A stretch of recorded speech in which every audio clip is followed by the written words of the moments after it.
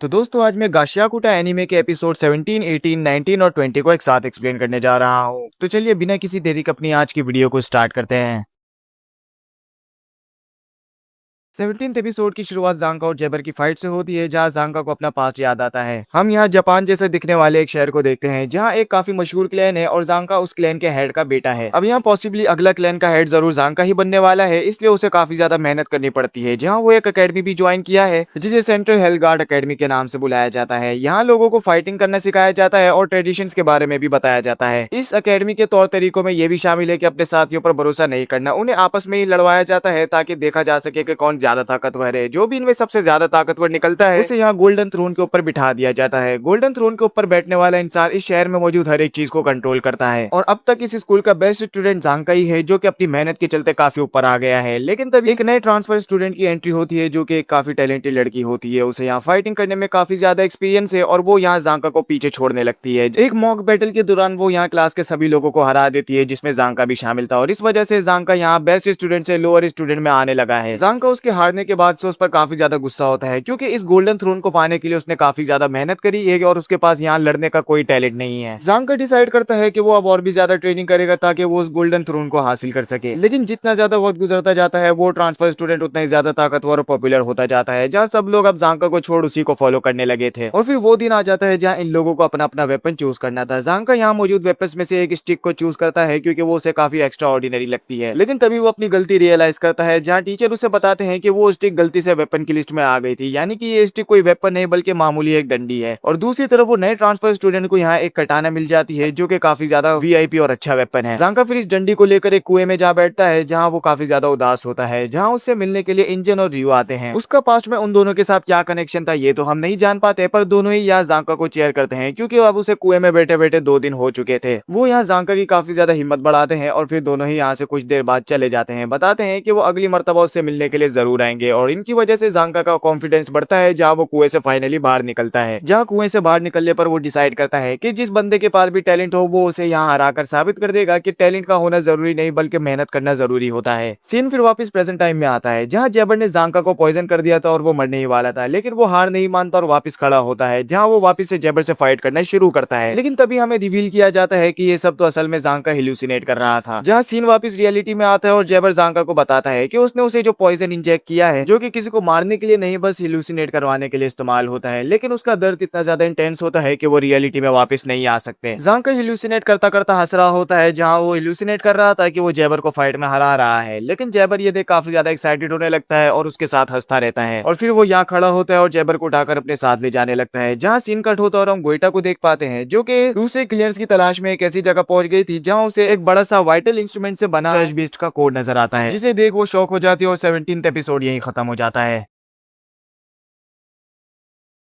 18th episode की शुरुआत उसी सीन से होती है, जहाँ जेबर ज़ांगा को उठाकर कहीं तो ले जा रहा होता है। लेकिन इसी दौरान कोई उसे गोली मार देता है, जहाँ इस गोली की आवाज इंजन तक पहुंच जाती है और फू इस गोली की आवाज को सुन डर जाता है। समझ जाता है कि बाकी रेडर्स की फाइट यहाँ खत्म होने लगी है, पर उसकी तो अभी तक स्टार्ट ही नहीं हुई। वो इंजन को उस पर अटैक करने के लिए कहता है, वरना वो उससे फाइट नहीं कर सकता था। और फिर सीन कट होता है, जहाँ रियो और आमोजो की फाइट चल रही होती है। आमोजो यहाँ अपने लाइटनिंग हेयर से उस पर अटैक करती है, जहाँ रियो उसके हर एक अटैक को डॉज करती है। लेकिन तभी 1 मिनट बाद उसके हेयर नॉर्मल हो जाते हैं, यानी कि उसका यह पावर 1 मिनट तक ही काम करती है, जहाँ उसे अपने हेयर को दोबारा से रिचार्ज करने के लिए उस कंघी का इस्तेमाल करना पड़ता है। रियो इस बात को नोटिस कर लेती है, जहाँ वो उससे दूर भागने लगती है, तब तक जब तक उसके हेयर वापस से नॉर्मल नहीं हो जाते। 1 मिनट पूरा होता है, हेयर नॉर्मल हो जाते हैं, जहाँ रियो पीछे से आकर उसके बालों को काटने की कोशिश करती है। लेकिन आमोजो उसका अटैक को डॉज करती है और रियो को हिट कर देती है, जहाँ फिर इन दोनों के बीच हैंड टू हैंड कॉम्बैट होने लगता है। फाइट काफी ज्यादा इंटेंस हो जाती है और दोनों ही एक दूसरे को बराबर की टक्कर दे रहे होते हैं। यहाँ फाइट के दौरान रिवील होता है कि आमोजो किसी वॉरियर ट्राइब से बिलोंग करती है, जिसके बारे में कोई नहीं जानता। और फिर इन दोनों का स्टेमिना खत्म होता है, दोनों सांस लेने के लिए रुक जाते हैं। आमोजो बताती है कि रियो के मूव काफी ज्यादा अननेचुरल हैं, जो कि फिजिकली पॉसिबल नहीं होने चाहिए थे। वो पूछती है कि वो कौन सी ट्राइब से है, जिस पर रियो से कुछ नहीं बताती और पूछती है कि क्या उनकी यहाँ कोई आवाज सुन सकता है, जिस पर आमोजो मना करती है और कहती है कि क्या वो यहाँ रोने वाली है, जिस पर रियो बताती है कि बिल्कुल नहीं। और फिर वो यहाँ अपने पास से एक गन निकाल कर उसे शूट कर देती है। आमोजो समझ चुकी थी कि वो एक प्रोफेशनल किलर है या फिर वो एक असासिन भी हो सकती है। जहाँ रियो बताती है कि इंजन के कहने पर वो किसी की भी जान लेने की कोशिश नहीं करी है, और वो ये भी बताती है कि इस गोली के पड़ने से वो यहाँ नहीं मरेगी, बस क्योंकि उसने उसके किसी भी ऑर्गन को हिट नहीं किया है। लेकिन वो कहती है कि अगर आमोजो उसके सवालों का सही सही जवाब नहीं देगी तो वो यहाँ उसे सच में मार देगी। आमोजो के पास कोई ऑप्शन नहीं होता और वो उसे सब कुछ बताने लगती है, जैसे कि उसके साथी कहाँ है और वो उन तक कैसे पहुंच सकती है। इन्फो मिलने के बाद वो यहाँ से पाइप्स के थ्रू निकलती है और जांका तक पहुंचती है, जहाँ वो जेबर को गोली मार देती है और फिर जांका को लेकर यहाँ से मरम पट्टी के लिए ले जाती है, जहाँ हम देखते हैं कि शायद जेबर मर चुका है क्योंकि रियो ने यहाँ उसे बहुत सारी गोलियां मारी थी। और फिर सीन कट होकर रूडो पर आता है, जो कि काफी ज्यादा गुस्से में होता है कि तभी जोडील के सामने यहाँ सिथोनी आती है, उसे अब तक की हुई सारी चीजों के बारे में इन्फॉर्मेशन देती है कि कौन जीता है और कौन हारा है। ये सारी इन्फॉर्मेशन सुन जोडील यहाँ अपने फाइनल स्टेज को एक्टिवेट करने का डिसाइड करता है, जहाँ सिथोनी फिर रूडो को उस जगह पर टेलीपोर्ट कर देती है जहाँ पहले गोइटा थी। रूडो यहाँ अपने सामने उस बहुत बड़े कोर को देखता है जिसके अंदर बहुत सारे वाइटल इंस्ट्रूमेंट अटैच हो रखे थे, और यहाँ जोडील आमो के जूतों को भी इस कोर के साथ अटैच कर देता है, जहाँ ये कोर एक्टिवेट होने लगता है। जोडील यहाँ रूडो को बताता है कि उसके ग्लव्स, आमो के शूज और उसका ये कोट वॉचमैन सीरीज का पार्ट है। इन सारे वाइटल इंस्ट्रूमेंट्स को बनाने वाले एक इंसान था और सिर्फ 3 ही नहीं, यहाँ वॉचमैन सीरीज के और भी कई वाइटल इंस्ट्रूमेंट्स मौजूद है जो कि पूरी दुनिया में फैले हुए हैं। इन वाइटल इंस्ट्रूमेंट्स में बेशुमार ताकत है, जिसकी ताकत का इस्तेमाल वो लोग कर सकते हैं जो कि अपनी इंसानियत का इंपॉर्टेंट हिस्सा खो चुके हैं। जैसे कि ग्लव्स मिलने से पहले रूडो हर एक चीज पर गुस्सा होता था, लेकिन ग्लव्स मिलने के बाद उसके अंदर काइंडनेस आ गई। आमो के केस में उसके पास सेल्फ अवेयरनेस नहीं थी, और साथ ही जोडील का भी कुछ ऐसा ही केस होता है। हम यहाँ देख पाते हैं कि गोइटा यही मौजूद थी और चुप कर इन लोगों की बातें सुन रही थी, जहाँ हमारा ये एपिसोड एंड होता है।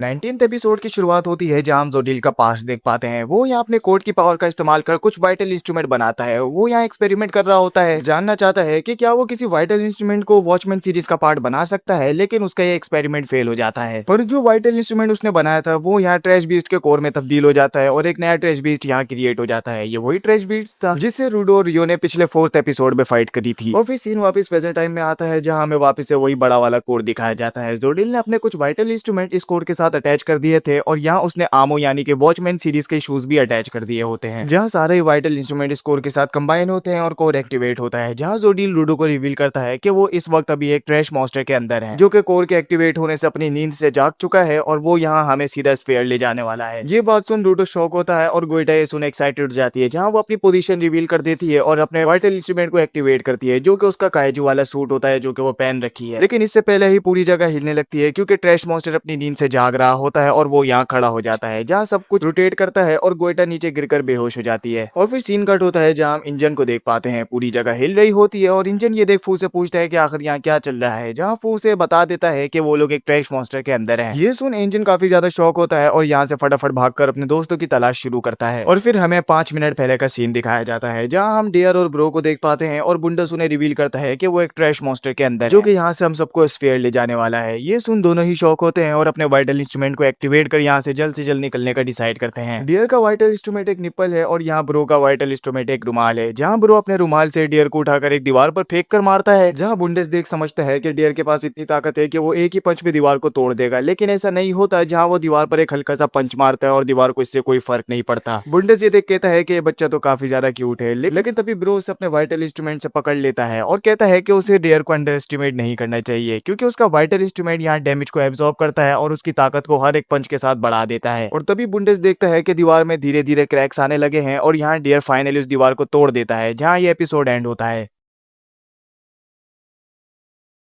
20th एपिसोड की शुरुआत उसी सीन से होती है जहां डियर उस दीवार को तोड़ देता है। बुंडेस से देख एक्साइटेड होता है और उनसे फाइट करने का डिसाइड करता है, जहां हम उसके वाइटल इंस्ट्रूमेंट की पावर को देख पाते हैं, जो कि थी कि वो ट्रैश का इस्तेमाल कर अपने बहुत से रोबोटिक आर्म्स बना लेता है, जिन्हें वो अपनी मर्जी से कंट्रोल कर सकता है। और साथ ही ये आर्म्स ज्यादा ट्रैश अब्सॉर्ब करने से बड़े भी हो सकते हैं। इनकी फाइट स्टार्ट होने ही वाली होती है कि तभी पूरी जमीन हिलने लगती है, क्योंकि जिस ट्रैश मॉन्स्टर के अंदर ये लोग है वो खड़ा हो चुका था। पूरी जमीन शिफ्ट हो जाती है और ये लोग नीचे गिरने लगते हैं। ब्रो यहाँ किसी तरह डियर को पकड़ उसे संभाले रखता है कि तभी बुंडेस इनसे गिरते वक्त फाइट करने का डिसाइड करता है, पर तभी इनके ऊपर एक गाड़ी गिरती है और लोग कुछ ही सेकंड में गाड़ी के अंदर होते हैं, जहां गाड़ी के अंदर बैठे बैठे ये लोग नीचे गिर रहे होते हैं और काफी ज्यादा डर जाते हैं। किसी तरह वो यहाँ बच कर एक पाइप के अंदर घुस जाते हैं, जहां इस पाइप के अंदर पहुंच ये लोग इंजर और फू से मिलते हैं, जो कि पहले से यहाँ मौजूद थे। ये लोग फिर आपस में ही अपनी सारी इन्फॉर्मेशन शेयर करते हैं, एक दूसरे से बातें करते हैं, जहाँ उन्हें एक दूसरे के बारे में पता चलता है कि अब तक यहाँ क्या क्या चल रहा है। और तभी इनकी कॉलर्स यहाँ काम करने लगती है, जहाँ एंजन सैम्यू से बात कर पाता है और सैम्यू बताती है कि उसने बैकअप भेज दिया है, लेकिन एंजन बताता है कि उसका कोई फायदा नहीं, क्योंकि वो लोग एक ट्रैश मॉन्स्टर के अंदर हैं। वो सैम्यू को अभी अपनी पूरी कंडीशन सही से समझा नहीं सकता था, बस इतना बताता है कि सारे क्लीनर्स एक दूसरे से अलग हो चुके हैं और इस मॉन्स्टर के अंदर रहकर वो लोग यहाँ बॉर्डर को क्रॉस करने वाले हैं। यानी कि हो सकता है कि बॉर्डर क्रॉस करते वक्त उन सबकी जानें चली जाएं, इसलिए उन्हें जल्द से जल्द यहाँ एक दूसरे को ढूंढना होगा और यहाँ से बाहर निकलना होगा। और फिर इंजन यहाँ दूसरों की तलाश शुरू करता है, जहाँ सीन कट होकर जोडील पर आता है और हम जान पाते हैं कि वो इस ट्रैश मॉन्स्टर को कंट्रोल नहीं कर सकता, यानी कि ट्रैश मॉन्स्टर उड़कर कहीं भी जा सकता है। लेकिन जोडील बताता है कि उसका प्लेन एकदम परफेक्ट है, क्योंकि ये ट्रैश मॉन्स्टर उड़कर सीधा बॉर्डर की तरफ ही जाएगा, क्योंकि यहाँ एक ट्रैश स्टॉर्म आ रखा होता है जो कि 6-7 सालों में सिर्फ एक बार आता है। और जोडील बताता है कि ट्रैश स्टॉर्म इस मर्तबा कहाँ आएगा, उसे उसकी लोकेशन के बारे में पता था, जहाँ उसने इस ट्रैश मॉन्स्टर को उसी जगह पर बनाया है। इस ट्रैश स्टॉर्म से निकलने का कोई रास्ता नहीं है सिवाय ऊपर जाने के, क्योंकि ऊपर जाने पर ही वो यहाँ से निकल सकते हैं। और अगर ये ट्रैश मॉन्स्टर उस रास्ते को फॉलो कर ऊपर से इस स्टॉर्म से बाहर निकलेगा तो वो सीधा बॉर्डर की तरफ पहुंचेगा, जहाँ फिर ये लोग स्फीयर के करीब पहुंच चुके होंगे। जोडील फिर यहाँ रूडो को एक फाइनल ऑफर देता है, पूछता है कि क्या वो क्लीनर्स को छोड़ मेरे साथ स्फीयर को डिस्ट्रॉय करना चाहेगा, जिस पर रूडो मना कर देता है। बताता है कि जब वो स्फीयर से ग्राउंड पर आया था तो सिर्फ क्लीनर्स ही थे जिसने उसका साथ दिया था, बाकी सब उसे रिजेक्ट कर दिए थे और सब लोग उसके दुश्मन बन रखे थे, जहाँ क्लीनर्स को काफी ज्यादा प्रॉब्लम्स का सामना करना पड़ा था, लेकिन तब भी उन्होंने रूडो का साथ दिया, इसलिए वो भी अब क्लीनर्स का साथ देगा। जहाँ वो ग्यूटा को बेहोश हालत में देखता है और उसे बचाने के लिए यहाँ कूद जाता है। जोडील भी उसके साथ कूदता है और उसे पकड़ लेता है, जहाँ वो उसकी जान लेने की कोशिश करता है और पूछता है कि आखिर क्लीनर्स उसे बचाने के लिए अब क्यों नहीं आ रहे। लेकिन तभी इंजन की यहाँ एंट्री होती है, जो कि अपनी पुरानी लोकेशन से सारी दीवारें तोड़ता हुआ इनके करीब पहुंच गया था और उसने यहाँ एक स्ट्रेट रास्ता बना दिया था, जहाँ बाकी क्लीनर्स भी उस रास्ते से आ सकते थे। और इसी के साथ हमारा 20th एपिसोड ये खत्म हो जाता है, जहाँ हमारी इस वीडियो का एंड होता है। अब इस एनीमे में आगे क्या होने वाला है वो आपको अगली वीडियो में पता चलेगा। बाकी वीडियो अच्छी लगी हो तो लाइक जरूर कीजिएगा।